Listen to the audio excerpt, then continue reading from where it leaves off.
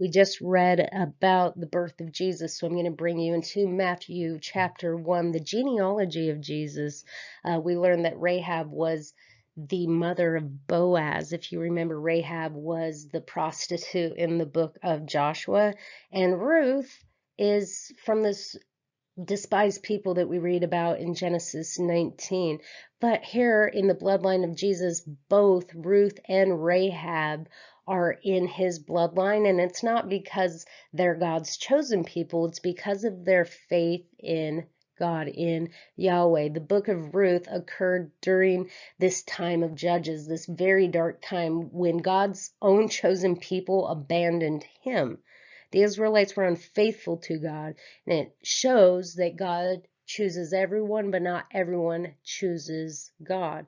The Israelites were called to the promised land to proclaim the kingdom of God by living a life led by faith, but they did the opposite of that. We read of their unfaithfulness in that book of Judges. So how is God going to bring light to a world if the very people he chose abandoned him?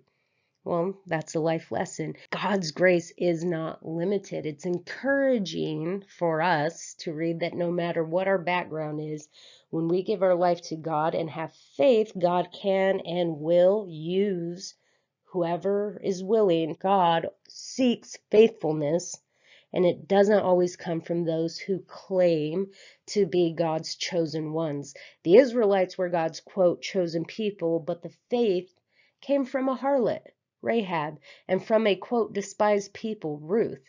Rahab the prostitute, Ruth the Moabite. So it's teaching us that God is the Redeemer. We just need to put our faith in him like Rahab and Ruth